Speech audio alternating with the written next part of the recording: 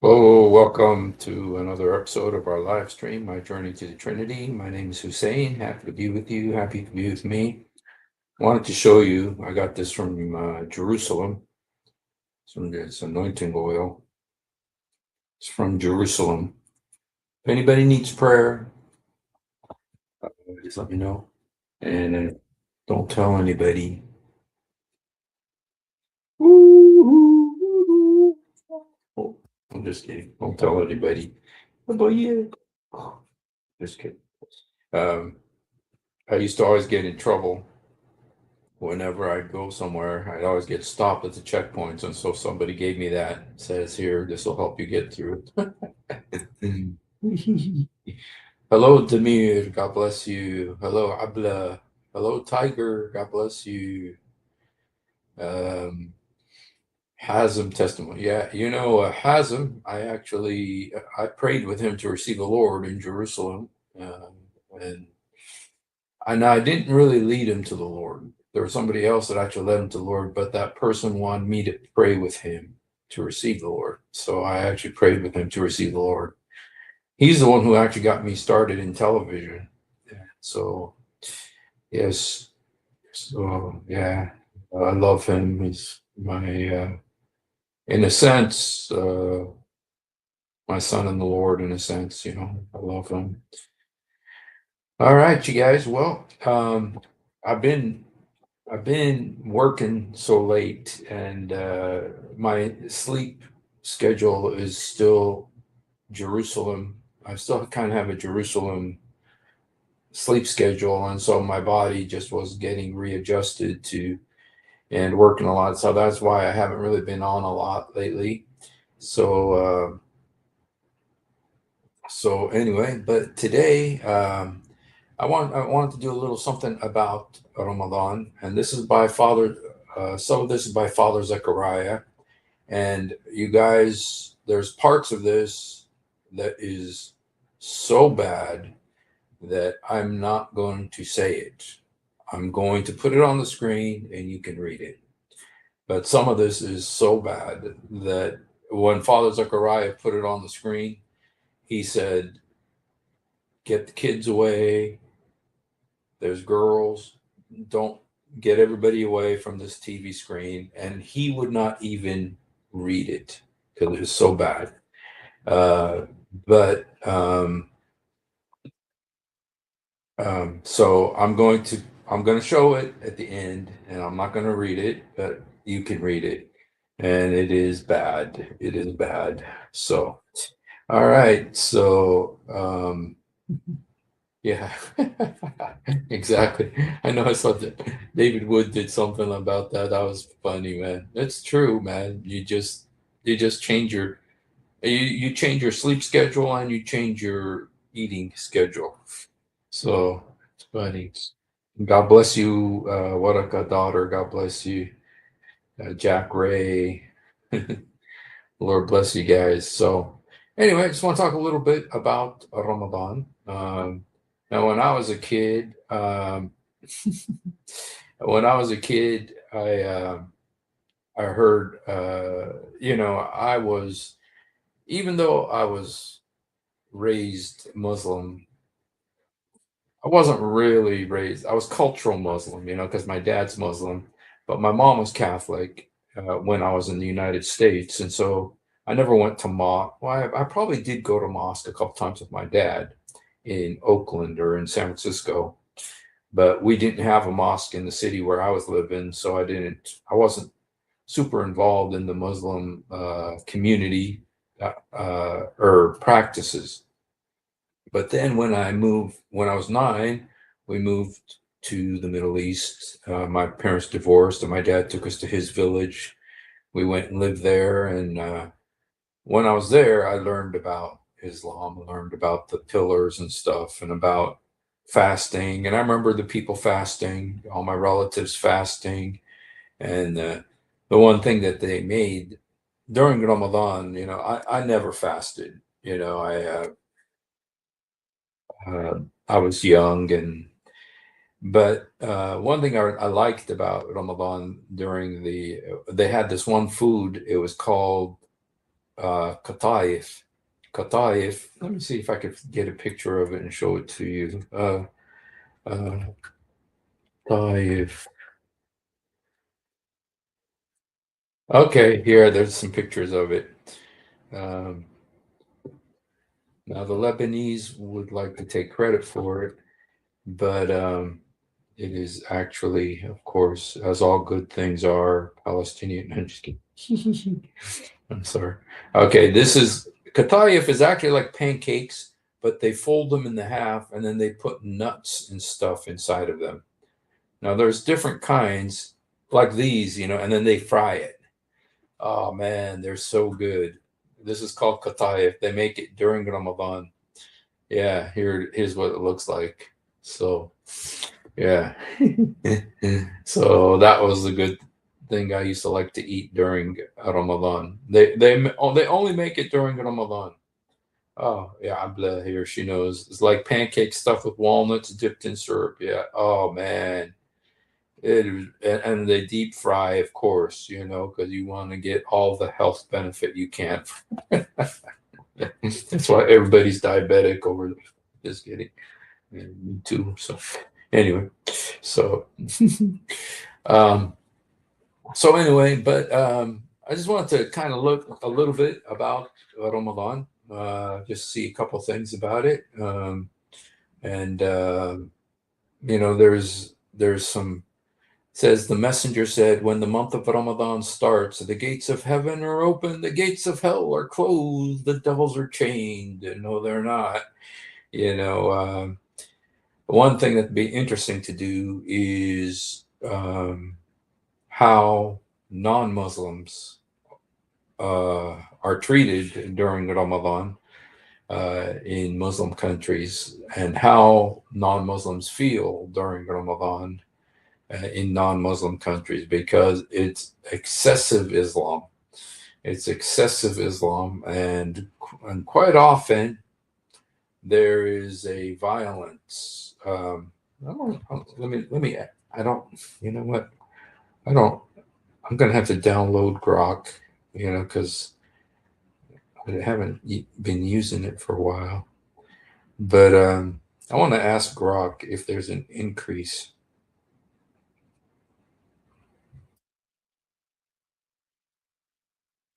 Okay. Is there an increase in violence during Ramadan?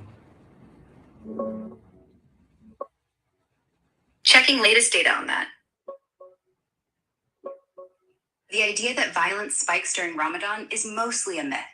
Studies and recent data show no consistent rise. A 2024 systematic review found no increase in violence-related trauma or falls during fasting months. Other research even suggests longer fasting periods slightly reduce support for religiously motivated violence among Muslims. In places like Israel or Gaza this year, any upticks tie more to ongoing conflicts, like settler attacks or crime waves, than Ramadan itself. For instance, Arab communities in Israel saw high murders early 2026, but locals hoped Ramadan might actually calm things. Terror groups sometimes ramp up attacks for symbolism, but that's opportunistic, not universal.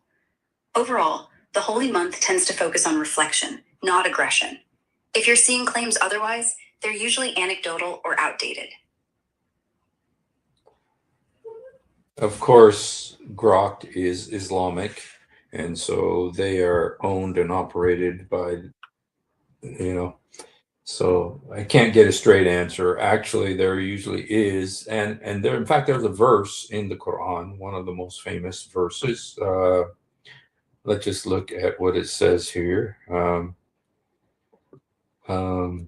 we'll go in place of the Kataif. Place of the Kataif. You guys know this verse, one of the most famous verses in the Quran.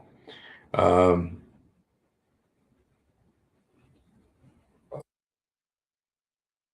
it says here, when the sacred months have passed, kill the polytheists who violated, it doesn't say violated treaties, wherever you find them, capture them, besiege them, lie in wait for them.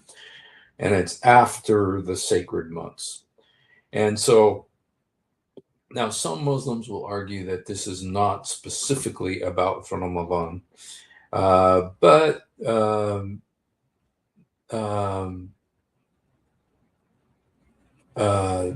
it just is interesting that it happens right after Ramadan usually, that there's an uptick in violence against Christian communities in the Middle East. So anyway, I hope there isn't for the sake of the Christians, but it is understood that it's usually a very violent month, and so anyway, this is the belief. In fact, the other day I was at the mosque, and in fact, I could show you a little bit of that because I actually did go to the mosque on Friday, and there was uh, there was a little bit of um, a little bit of activity that I could show you. See if I could show you this. There's a little bit. This one guy, he did come up. I was only able to be there for a little while because I had to go to work, so I was only there for a little short time. But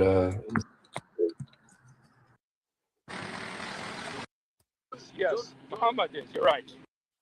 Talking ants in the Quran. okay, yeah, this guy. Forgive sin.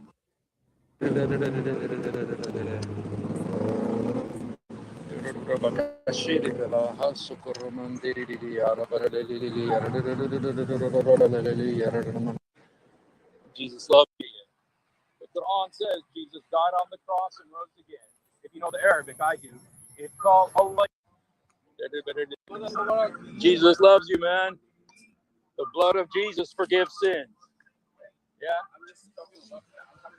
Okay, I gotta leave early today, but maybe next week we can talk, okay? I have to go to work, so. Yes. But that's just a week ago. I have read the last Revelation. The book of Revelation. The last chapter. Yeah. I was just reading that. There are a lot of information over there. And there's sometimes like, Alibaba. It's Alibaba. He said he read the book of Revelation and it reminded him of Alibaba because of the dragons and all that kind of stuff. Some mythical story Like some mythical stories. over there.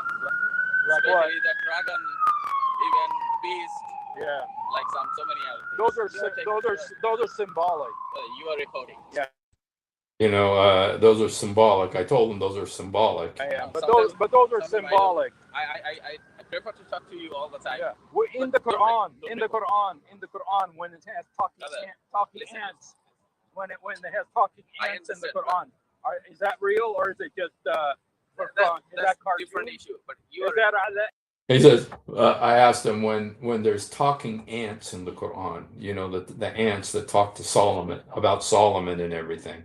And Solomon heard the ants talking and he smiled. I said, is that real or is that, And he says, oh, you're changing the topic. Is that I asked him, is that 1,001 Nights, like Aladdin and Alibaba? Talking ants in the Quran. You know Surah An-Naml, right? You're recording. Yes, I am. But you are not preaching. Huh? You are not preaching in the Well, right way. You're the one who started. Okay. So Listen. you know You're Surah recording, An-Naml, right? Recording. You are Surah uploading. An-Naml. You are earning money. Yes. Says, oh, you're recording, you're earning money. He says, yeah, I'm earning so much money, man. That's why I have to go clean toilets afterwards. So. Millions of dollars. Yes, I'm filthy rich. Anyway. But in the Quran, when the ants talk to Solomon, and then Solomon's on a flying carpet. Is that Aladdin or no? I'll talk to you later. The Quran is exactly like 1,001 Nights with the magic carpets. When have the talking ants? Is that it? See, he didn't want to answer it. It's like, and you're recording. I can't talk to you because you're recording. But this guy, he always stops to talk to me, which is better than the other guys. But Anyway. Dhul Qarnayn sees the sun setting in a small pool. Okay. Yeah, talking ants though in the Quran, right? Yeah, I'll And just, Muhammad's donkey Yaqub used to talk, right? I'll just talk to you. You know more Muhammad's about, donkey Yaqub, more right? about Quran and even Bible. Even Hadith. Even I know. You know about Muhammad's donkey, Yafur. He used to talk too, and he committed suicide when Muhammad died. Hadith and I know Quran. Yeah, yeah. And so it's like Alauddin. Okay, I'll see you next week. Okay, because I can't talk today, but next week we'll talk. Okay, because the Quran talks about talking ants. You know, it talks about talking ants. I'm gonna Surah say that. An-Naml. You know what Naml means in Listen, Arabic? brother, listen. You know what Naml means? We right? can talk to each other, no problem. Yes. With some document, like you can bring the Bible. Quran, bring a Quran, bring a Quran. Yeah, Because it talks about talking ants. You know what an ant is? The little insect. In the Quran, they talk. You are just changing the cloth. No, because You know you're what talking. is You this? said that the Bible what is is like No, I didn't blame you. No, I that's just what you given said. I just given I'm showing you some the Quran some says it. information The that we Quran can continue says- from there. The You Quran, are see the skipping- Quran, you it are talks about skipping the talking topic. ants. Brother, Talks you are- about talking. He wants to protect you from me. He's scared for you. This guy always comes, this guy here in the green, he always comes and he always has a stack of Qur'ans in his hand. Every single time. He's trying to get him away. Because he knows that my God is stronger than your God. You are just skipping the topic. Huh? I'm not against. No. I'm not against the You religion. came even and said even that the you Christianity. said the Bible I love- is like Listen, Alauddin. brother, listen. You said the I Bible is like Every Alauddin. religious people, those The who are Quran living talks on the about earth, talking the ants. main intention Muhammad's donkey behind all talk. religion is to make No, it's not. peace. No, it's not. Is Muhammad. make peace. Muhammad Don't- is. Yes. don't- Muhammad is. You're right. Brother, You're right. Brother, listen. You're You are my Muhammad is. brother. You're you right. Are my brother. Okay. The Quran doesn't say that. You are my brother. The Quran doesn't say that. The Quran Brother, doesn't say that. Right? But you. And then you- this guy tried to get him away too. He comes and he succeeded. Attack So the Bible, right? No. Yeah, didn't you attack the Bible? Say that it's like I Alauddin. didn't. It's not an attack. he says, I did not attack. And he comes and saying that it's a bunch of fables. It's like a bunch of fairy tales, like 1001 Nights, Arabian Nights tales. And he says, I did not attack the Quran, the Bible. First thing he did was attack the Bible when he came up to me. I didn't attack. But I'm telling you, the Quran talks about talking ants. There are a lot of mythical issues. Muhammad's And there are donkey. also- there are- Muhammad's donkey, Yaqub. You got offended. Muhammad's donkey Offended. committed Sorry, suicide. if you got offended. Muhammad's donkey. Anyway, so anyway, that was Friday at the mosque. So yeah, he came, he started attacking, and then I wasn't attacking. Yeah, I wasn't attacking. Yes, you were. So anyway, I just want to show a little bit about and like I said, you guys, the stuff at the end, I'm not even going to say it. It's so bad, but I'm going to show it to you, and it is bad. It is very bad about the uncensored rewards of Ramadan. Okay, and I give credit to Father Zakaria. He's the one who did a lot of the research.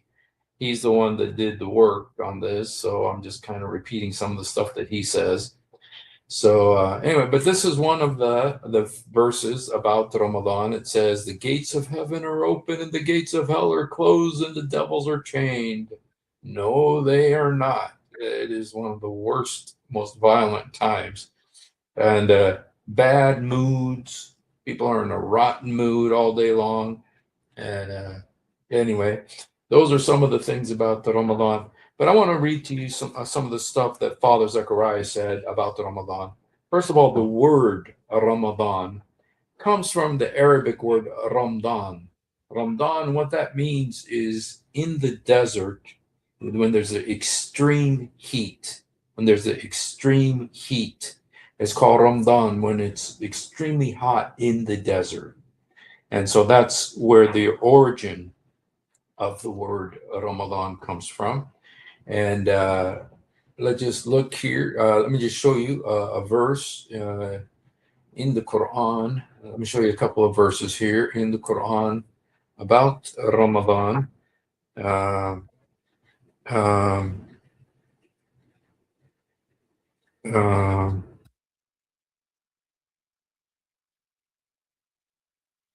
Okay, let me just show you a couple of verses here about it.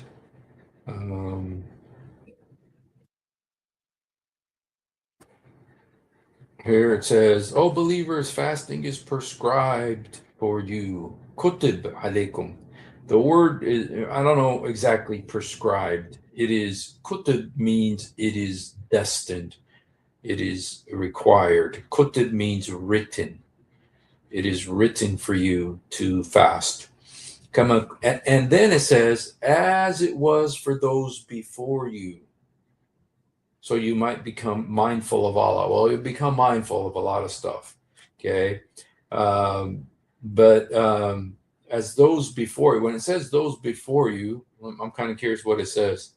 The followers of the previous prophets. Okay. You know, this is what okay, let's go ahead and continue. Fast a prescribed number of days. Whoever of you is ill on a journey, let him fast an equal number of days. So if you get sick and you have to eat, then, fast afterwards. You can make it up later. Those who can only fast with extreme difficulty, compensation can be made by feeding a needy person. Okay. Then it says, Ramadan is the month in which the Quran was revealed as a guide for humanity with clear proofs of guidance. So there's the belief that the Quran was revealed during Ramadan. But, that conflicts with the history, because the history is that the Quran started coming down in the cave of Hira, and then throughout for 23 years the Quran, verses would drop down on Muhammad for 100, for 20 over 23-year period. So did it come down during Ramadan, or did it come down over a 23-year period? Just because Ramadan is during, a 1 month period. Or did it come over 23 years, which the Quran very clearly says, that the first verse came when Muhammad was in the cave of Hira, when he was 40 years old, still married to his old wife, Khadija. And it kept coming down. I mean, it came down later when he wanted to marry his daughter in law. A verse came down when he was in Aisha's room. And verses would come down to him, and when his men wanted to have sex with the slave girls, uh, married slave girls or captives, but they said, well, but we don't want to do it because it's adultery. And then Muhammad got a verse from Allah saying, no, no, no, go ahead, slave girls are, everything is permissible with them. He'd get these verses for different situations. When he'd be in a fight with his two wives, Aisha and Hafsa, a verse comes down for Allah to resolve his marital disputes. He'd always get these verses over a 23-year period. But then it says that the Quran came down on Ramadan. So what? Is it in Ramadan, or is it over 23-year period? What happened? What the Muslims came up with is this belief, because they know they got this contradiction. They got this huge contradiction, and the Quran says if there's any contradiction, then you know that this isn't from Allah. This is from something else. And there's so many contradictions in the Quran. So so what with this contradiction, what they did is that they said, well, what happened is that Allah sent down the Quran during Ramadan. He sent it down to the stratosphere, like it's hanging in the stratosphere. The Quran is hanging somewhere in the stratosphere. And what would happen is that Jibreel, so that he doesn't have to go all the way back to heaven, he would, to get a new verse, he would just go up to the stratosphere and go read the Quran and then come down and give a verse to Muhammad. So he just go back and forth, bringing him verses. And so they said that it came down to the stratosphere, up by the stratosphere, and then he would just get verses every now and then, because they got this contradiction. Did it come down during the month of Ramadan, or did it come down over a 23-year period?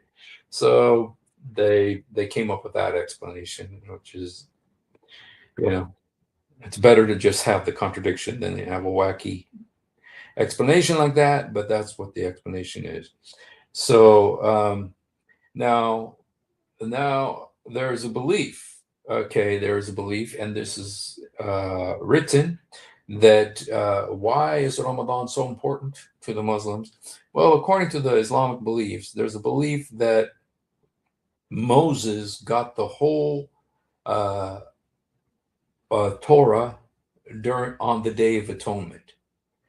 You know, the Torah, just the whole thing. You know, the 5 books just kind of point fell on his head or something during the month during on the Day of Atonement. You know, because that's when the Jews fast. You know, the Jews fast during the Day of Atonement. So on that day, the whole Torah fell on Moses, and then they say that the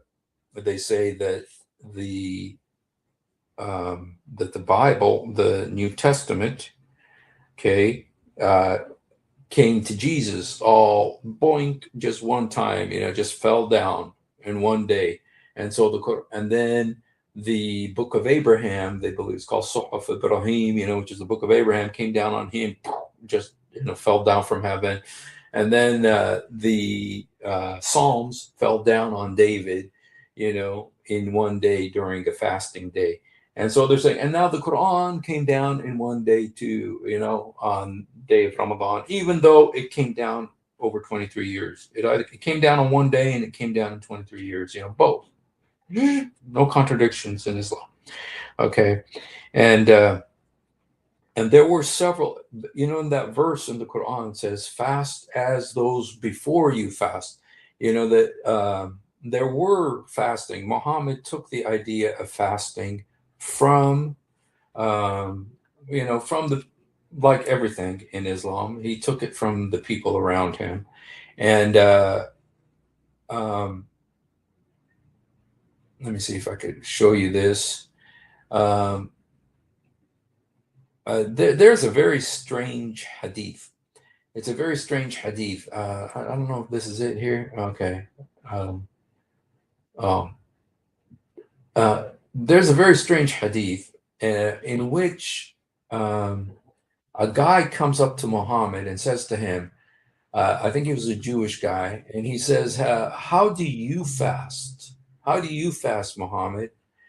And it said, okay, here it is. I could actually show it to you. It's a weird hadith, but this is kind of what got Muhammad interested in fasting. Okay, he wasn't a real big fasting person. It says Abu Qatada said a man came to Muhammad and asked him how he fasted. He was angry. Muhammad was angry at what the guy said. And when Umar bin Khattab saw Muhammad's anger, he said, we are satisfied with God as Lord, with Islam as religion, with Muhammad as prophet. We seek refuge in God from the anger of God and his messenger. Umar bin Khattab kept repeating these words until Muhammad's anger calmed down and asked the messenger, then asked the messenger of God, what is the position of one who observes perpetual fast? He replied, may he not fast or break his fast. Or he said, he has neither fasted nor broken his fast. Again, the wisdom of Muhammad is just so deep. What is the position of one who fasts 2 days or every 3? And received the reply, is anyone able to do that? You know, what's interesting, and then he talks about the fast that David observed. Okay. Uh,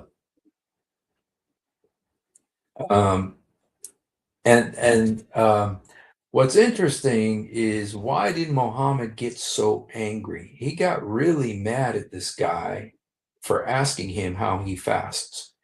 And it's, you know, you kind of just got to ask yourself, why did he get so mad? What's wrong with this question? Yeah, Ashura is one of the fasts. Why did he get so mad about it? And the reason people think is because they were not fasting. Islam was not fasting, and he didn't want to fast. But he was jealous of the people around him who were fasting, and he wanted to have a really good religion. You got to have fasting in it. And so he says this is something that you got to do.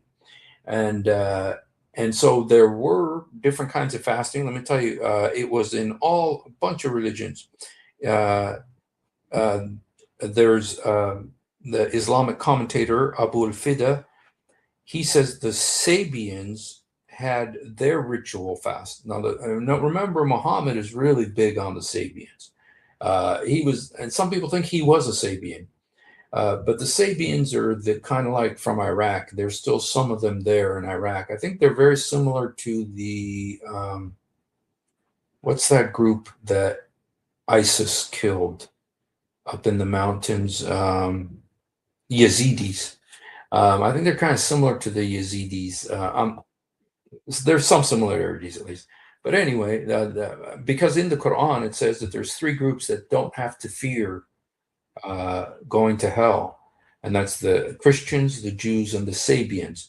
So Muhammad was really big on the Sabians, and so the Sabians were there in Arabia, and they had a fast, and their fast was a 30-day fast, just like Ramadan. It started when they saw the crescent moon, and it would be from sunrise to sunset, just like Ramadan. And they were doing this before Islam. So the Sabians were already doing this before Islam. Look at the similarities. It's 30 days, just like Ramadan. It starts when the crescent moon shows, just like Ramadan. And it's from sunrise to sunset, just like Ramadan. And then it's fast and feast, feasting at night. And so it's exactly like Ramadan. Muhammad took a lot from the Sabians. And this is one of the things he took, exactly the 30 days. And then there was also the fast of the Jews, that the Jews fasted for like the Day of Atonement. And so he also mentions that fast. And then they also thought that the Christians fasted, and they called it the Arba'in, meaning 40, which is the the fast of the Lent, the Lent that they do before Easter. And so they think in the Islamic Encyclopedia, the Islamic Encyclopedia was commissioned by Jamal Abdel Nasser, and he was the president of Egypt. It says the fast of Ramadan was imitating the Christian tradition of fasting for 40 days. So Muhammad took from the Jews, he called it Ashura, even though that's not really the name of it. It was more for the Day of Atonement. He took from the Sabians, the 30-day fast with the crescent and the sunset to sunrise. And he took and from the Christians, the 40-day fast. So all these existed before Islam, long before Islam. People were already fasting. Islam didn't bring anything new. Muhammad didn't bring anything new. Okay. Let me just tell you that it was Ibn Kathir who said that, and why is Ramadan so important? Ibn Kathir tells us. Why is this month of Ramadan so important to Muhammad? According to Ibn Kathir, it's in the book Tafsir Ibn Kathir, it says the messenger said, prepare yourself, you guys. Okay.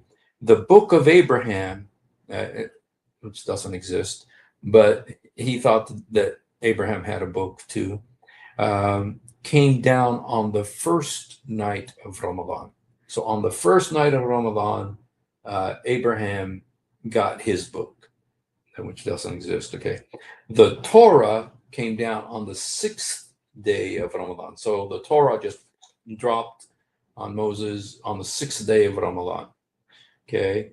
The book of Psalms fell on David on the 12th of the month of Ramadan. On the 12th day of the month of Ramadan, the book of Psalms dropped on David. Okay.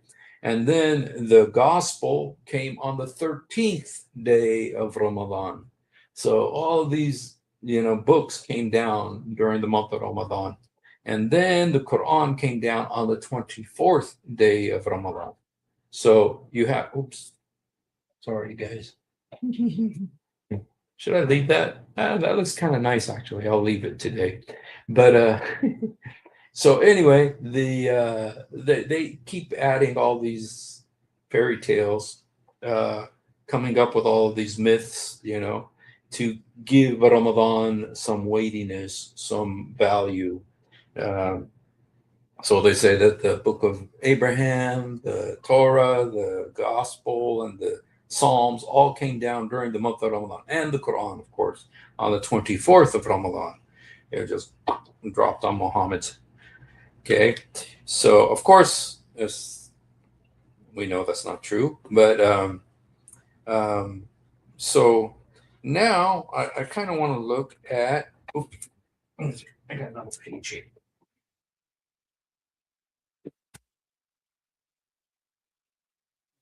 I want to look at some of the um, rewards, some of the rewards for fasting, and this is it. This, you guys, the rewards for fasting during Ramadan. So, like I said, some of this I'm not going to be able to read to you. I'm just going to show it to you because it is unbelievable. So, and all of it is from Islamic sources. None of it is, we're not making any of this up. Okay. So some of the, wait a second. There's one other thing I want to tell you about the fast of Ramadan.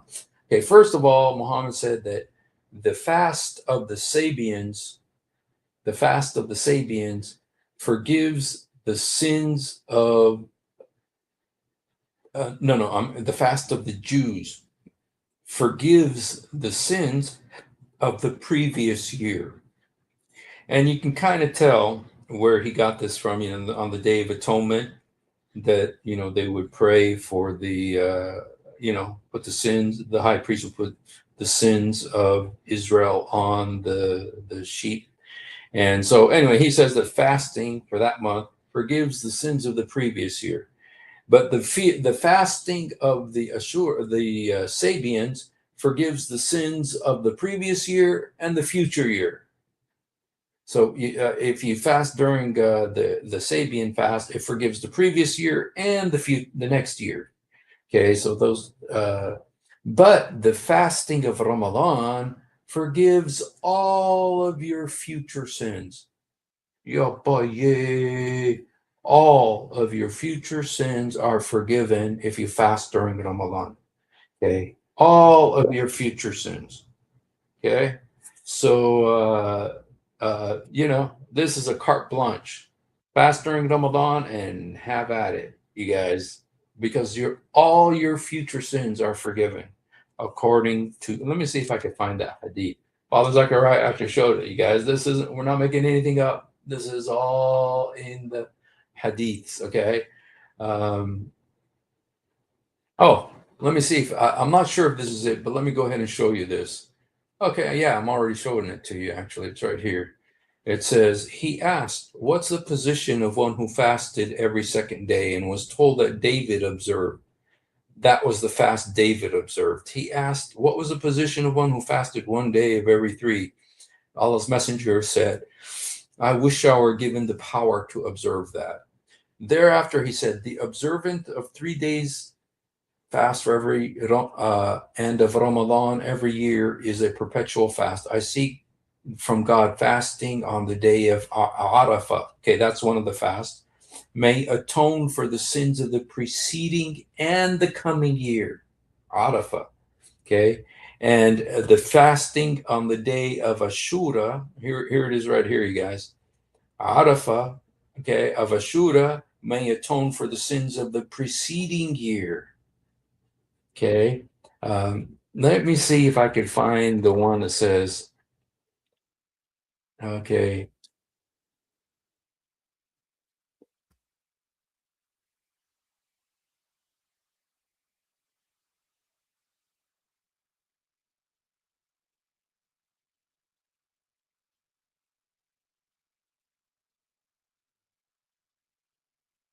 Okay. Shura. Oh, okay. Ramadan, the fast of Ramadan is equivalent to a perpetual fast. So if you fast during Ramadan, it's like you got carte blanche, okay? Oh, let's see. Whoever fasts Ramadan and stands seeking, he will be forgiven what preceded of his sins. Whoever stands in the night prayer on the night of Al Qadr, seeking reward from Allah, he will be forgiven what preceded of his sins. Well, let me see how it says that in Arabic. احتسبا غفرا له ما تقدم من ذنبه. تقدم. That means future sins. If you fast during Ramadan, you are tuqaddam. Whatever your future sins, they're all forgiven, dude. You got total carte blanche. Okay. This is almost like let's read it again, okay? The messenger said, whoever fasts Ramadan and stands in the night prayer for it out of faith and seeking he will be forgiven what preceded of his sins. Whoever stands in the night prayer of Al Qadr, Laylatul Qadr is the night of wishes, talk about Aladdin and 1001 Nights. Out of faith, seeking reward, he will be forgiven what preceded of his sins. Okay, in Arabic it says, من صام رمضان وأقاموا أياما إيمانا واحتسبا غفر له ما تقدم من ذنبه ومن قام ليلة القدر إيمانا واحتسبا غفر له ما تقدم من ذنبه. So you got total carte blanche if you do this. Now, Laylatul Qadr is usually the 27th day of Ramadan. This is the night that they believe the Quran came down. There's a verse that says Laylatul Qadr is the night that the Quran came down. But of course, the Quran came down over 23 years. So if it came down over 23 years and it came down on this one night, which one is it? So they came up with a theory that it's hanging somewhere in the stratosphere. Okay. Um, um, okay. Uh, okay. Breaks his fat. Okay. Precede the pilgrim. Okay. Anyway, so those are the so Ramadan. I mean, dude, you can do what you want.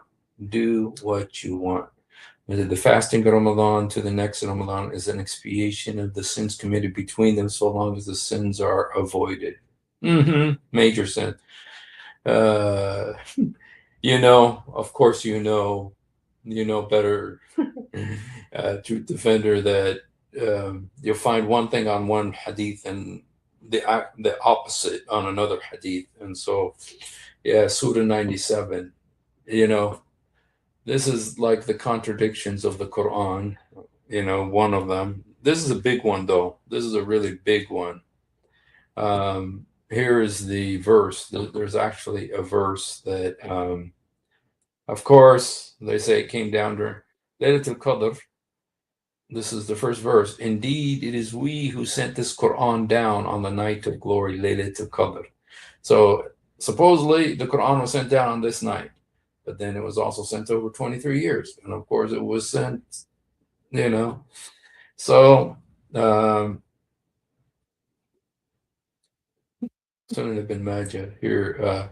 Fasting on the day of Ashura, I hope I will expiate for the sins of the previous years. Sunnah, he said. Yes. So let's look now, you guys, at some of the great rewards of fasting Ramadan. Okay, this is going to blow your mind, you guys. These rewards, besides besides the fact that you can carte blanche. Okay, here's some of the rewards, and this is to cut them things that are in the future. Let me see if I can find it. Uh, let me see if I can find this.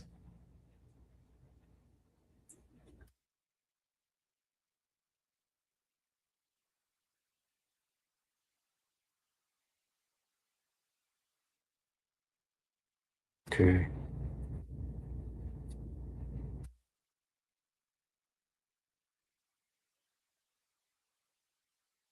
Okay.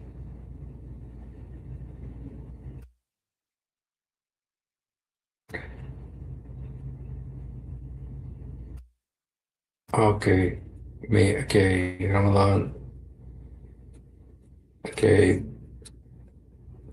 All right. I'm not finding the one that I really was looking for, but I'll look for it and show it to you. I mean, Father Zakaria showed it,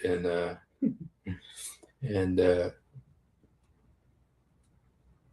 his previous sins. These are all talking about previous sins, but there's actually one talking about next year too, future sins too. Not just previous, but future sins. Everything is taken care of. And then the people end up dying, going to hell. And then they realize, oh, Muhammad lied. And Muhammad's torment in hell is increased because of this. So, okay. All his previous sins. Yo, boy, yay. He who vomits intentionally must make atonement. Okay, so if you vomit intentionally, what? Okay. Prophet said, if anyone has a sudden attack of a vomiting when he is fasting, no atonement is required. But if he vomits intentionally, he must make atonement. Okay, so don't vomit intentionally. Okay. All right. All right. So let's just look at some of the rewards. Okay, there's a book, and the book is called Bihar al-Anwar by Muhammad al-Bakr al-Majlisi. Okay, now this guy, he's one of the most famous. There's so many, but he's a very big, respected, and this book is very well known. Bihar al-Anwar. Bihar al-Anwar. Let me just see if I could let me just see if I could find it in Google just so I could show it to you because I mean, I've heard about it many times. Bihar al Anwar, which means like the sea of lights. Al Anwar. Okay. Let me just show you the book just so you know that this is a serious book. We're not making any of this up. This is a very well known, very highly regarded book. Okay. Here, Bihar al Anwar. Okay, and okay, just so you know that this is a very well, and this book also was published in Mecca. Is published in Mecca, so it's coming from a very highly regarded book. Okay, so what does this guy say? Okay, he says that Muhammad says, if you knew what you will take in Ramadan, you will have thanked Allah more and more. That's what Muhammad said. Okay. Now, on the first night of Ramadan, Allah forgives all of the Islamic nation, all Muslims, their sins on the first night of Ramadan. Okay. This is, it's already passed. I'm not sure exactly what day it is now, 7 or 8 or something. On the first night, every Muslim, the Ummah, it's called the Ummah. Muhammad's Ummah, all their sins are forgiven on the first night of Ramadan. Okay. And then, okay, and what kind of sins? It tells you secret sins and known sins. Both of them, secret and known sins. All of them. Killing, adultery, da da da. Well, you name it. Doesn't specify that it has to be only minor sins. All sins are forgiven. Okay, known and unknown, secret and unknown sins are forgiven. Okay, see, Houston, you're asking questions. He's saying, "What's the point of kissing the rock if every Ramadan takes care of everything?" You see, you're asking too many questions. You're thinking too much. You're not supposed to think, my friend. It says, "Do not ask questions." Okay, if you don't go fast on Ramadan, I mean, go to the rock to kiss it. That's $25,000 at least. Hotel reservations, souvenirs, and that's a lot of money. Okay, that Saudi Arabia, and oil isn't going to last forever. So, yes. And then what happens also is that it gives you, okay, this on the first night, it gives you 2 million credits. Like if you pray, I mean, there's different the credit system in Islam. Like if you pray during a particular month, like if you pray during Laylatul Qadr, the night 27th day of Ramadan, it's like 10,000 prayers. It's like better than 10,000. So it's like 10,000 points. You get 10,000 points. Like when you're playing a video game, you get 10,000 points. This is like 10,000. Well, on Ramadan, the first night, you get 2 million points. Yo, boy, you get 2 million points. This is on the mizan, on the scale. You guys, this is all in the books. If you're a Muslim, please go read it. Please leave Islam. Please read it and leave Islam, okay? It's going to get worse from here on out. It's going to get very much worse. Okay? So all the sins are forgiven. All of it. Okay? Then what else are you going to get? This is fantastic, you guys. This is fantastic.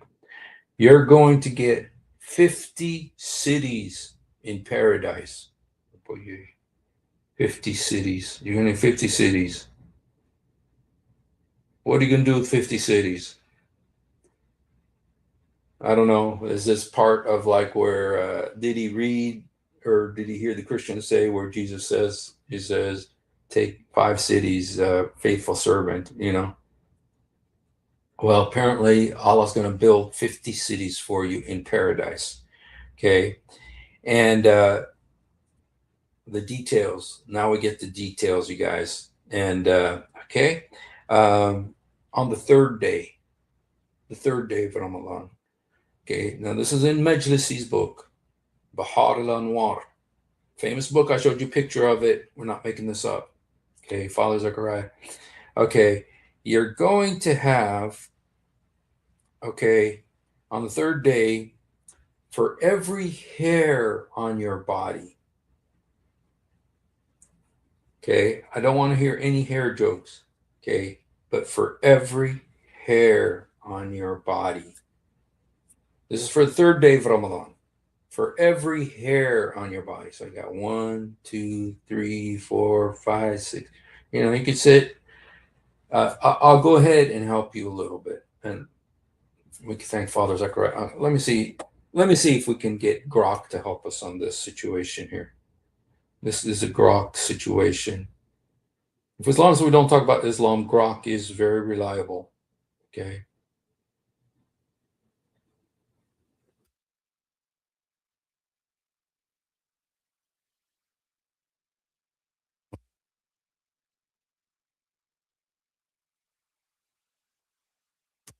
How many hairs are on the human body? Around 5 million, give or take a few 100,000. Most folks have about 100,000 just on their head, but the rest? Everywhere else, arms, legs, back, face, even your eyebrows clock in at like 800 each. Kind of wild how we're basically walking fur coats, right?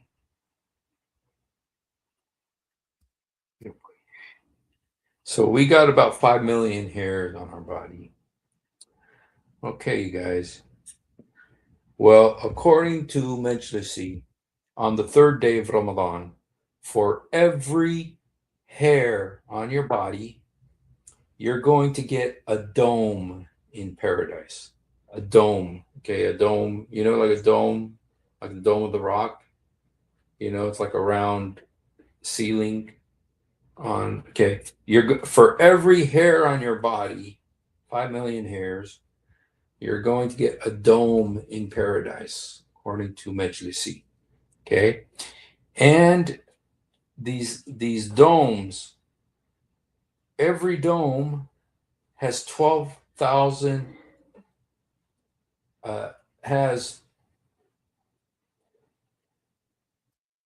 there's 2 levels of houses under every dome, and each level has 12,000 houses. Each dome has 12,000 houses. Okay. No, each dome has 24,000 houses because there's the upper level and the lower level. On the upper level, there's 12,000 houses. On the lower level, there's 12,000 houses. Okay. And so for each dome, you get 24,000 houses. Okay. And in each house, there's 1,000 beds. Yoboye, yoboye, yoboye. In each house, you have 1,000 beds. Now, in one dome, you guys, you got 24,000. In one dome, you got 24,000. We need the calculator. This is Majlisi, you guys. I showed you the book, Bihar al-Anwar. Bihar al-Anwar. Allah yastur. Okay. So you have 24,000 houses in one dome times 5 million. Okay. Equals 12 to the 11th power. There isn't even a number for it. It's 1.2 E. You guys, I'm not a mathematician. Okay. 24,000 times 5 million. It equals this, you guys. I don't know math. Does anybody know what this is?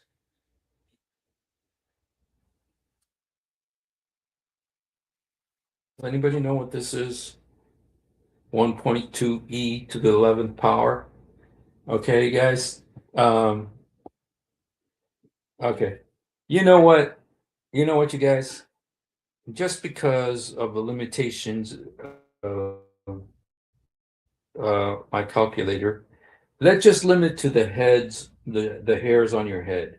There's about 100,000. There's about 100,000 hairs on your head. Oh, it's 120 billion. Houston Euler has a much superior atomic calculator. It's 120 billion. You guys, you got 120 billion houses.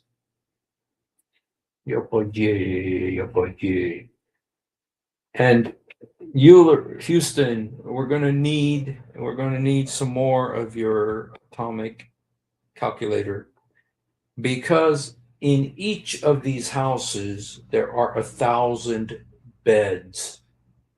There are 1,000 beds. Okay. And on these 1,000 beds are 1,000 women. This is Bihar al-Anwar. I showed you the book. I didn't make this up. In each bed, you guys, in each dome, and you got 5 million hairs on your body. For each hair, you get a dome. And each dome, you get 24,000 houses. And each house, each of those 24,000 houses has 1,000 beds.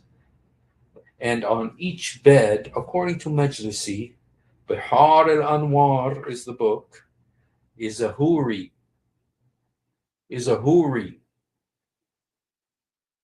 Houston Euler, can you please use your atomic? Okay, so that would be 120 trillion.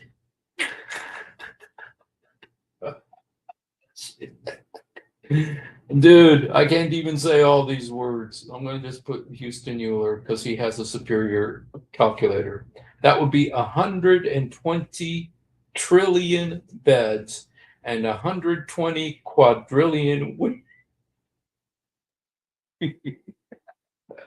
Dude, I don't even know these numbers. I've never even heard of them. I've heard of the trillion. I heard of the trillion. But the quadrillion, that's going out and beyond. Dude, this is on the third day of Ramadan. Can you imagine what happens on the fourth day? This is by the third day of Ramadan. You guys, if you're a Muslim and you're angry with me, I hope you are. I hope you are. I hope you are, because I want you to leave Islam.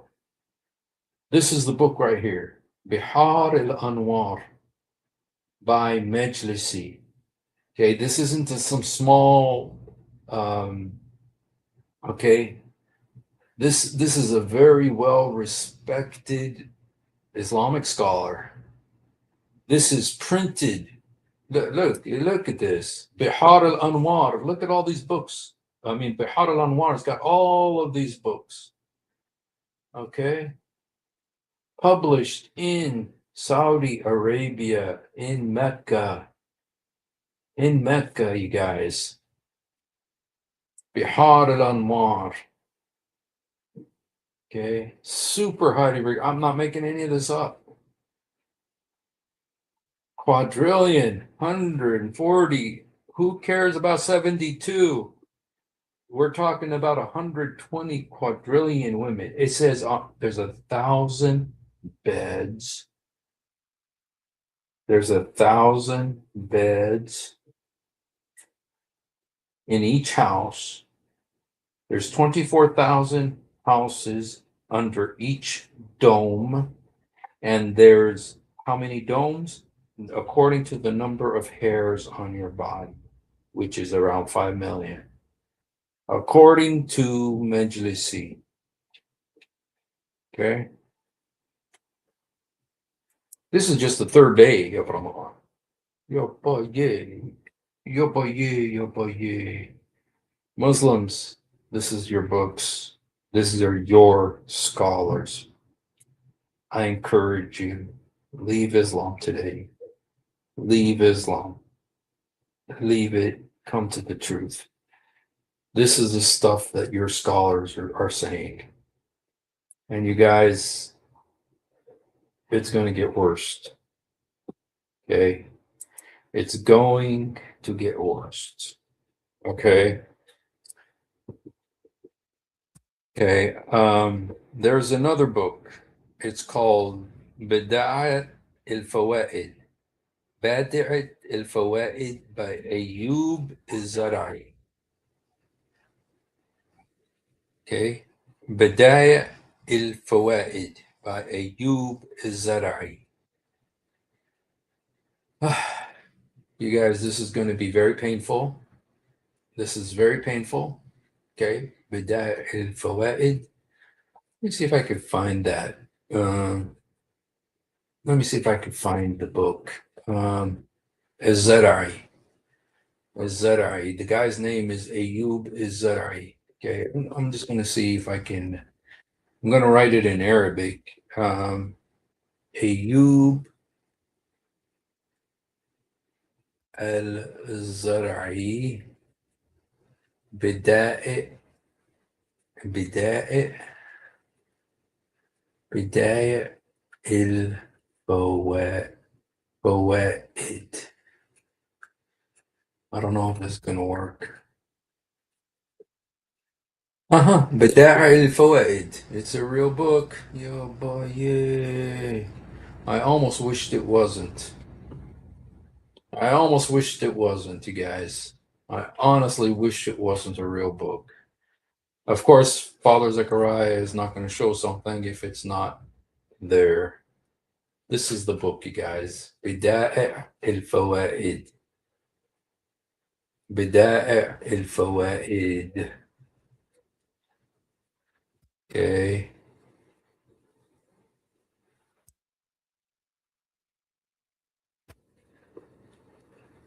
Okay.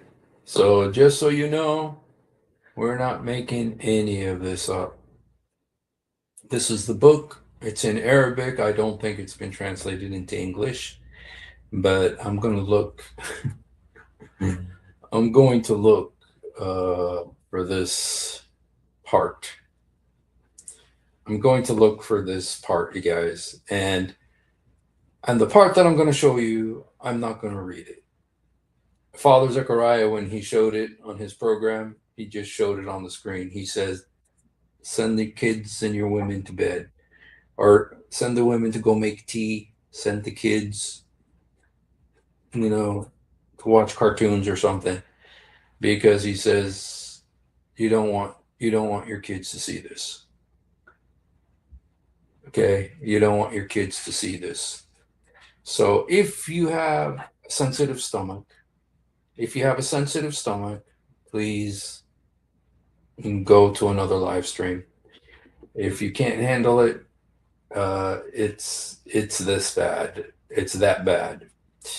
So anyway, this is what our friend in the book I just showed you. In the book I just showed you, this is what he said. Like I said, I'm going to show it to you. But I'm not going to read it. And it's bad. Okay. All right. This is about Ramadan.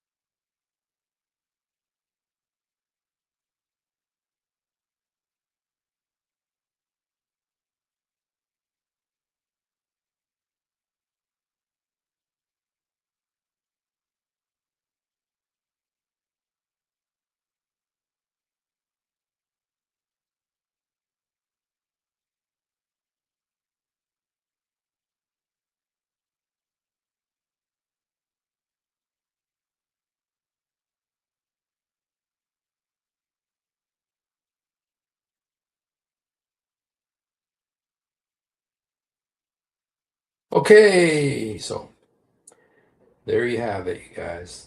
This is for Ramadan. Oh boy. I'm sorry, guys.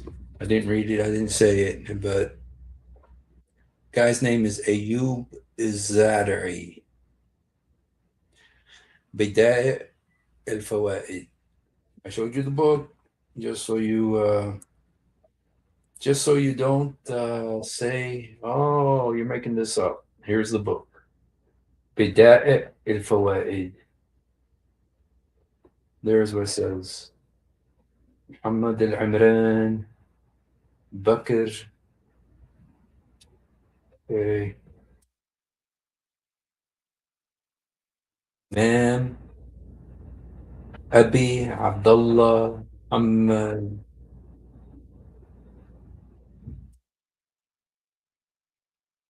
So there you have it, you guys.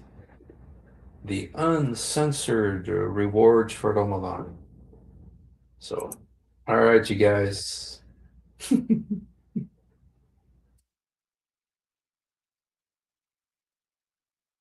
Under. Yep.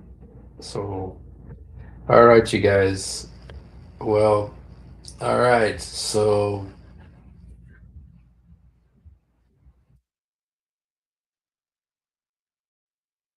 if you are a Muslim, this is a good time to leave Islam.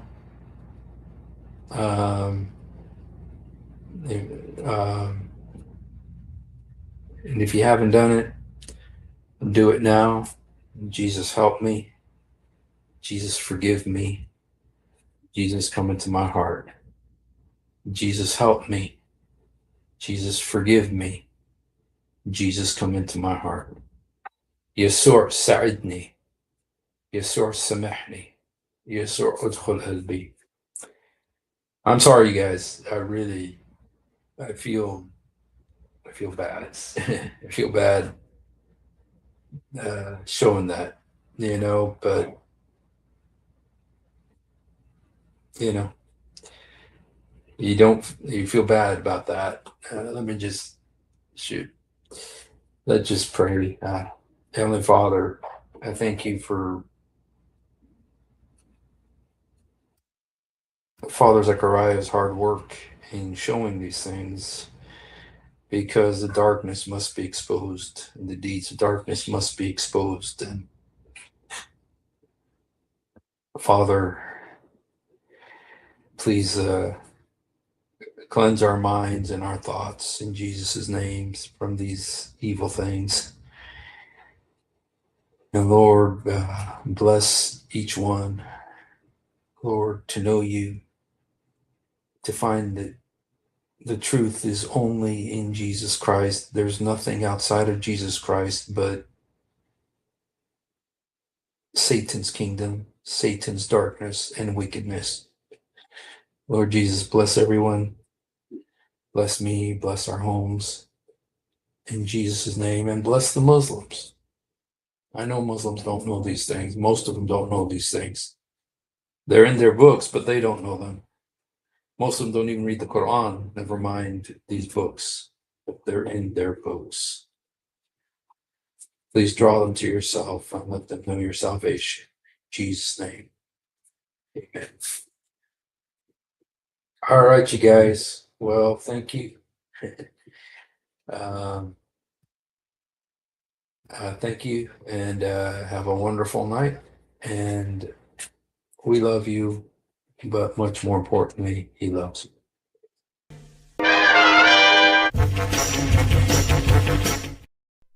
If you have ever wondered why dull apologists lie so much, it's because on a rare occasion that they tell the truth, this happens. One of the reasons I accepted Islam was the scientific miracles. I'll be honest with you. And now we know that this whole scientific miracles was absolute nonsense. You're going to have to repeat that. That the standard narrative has holes in it. That's what I'm going to say.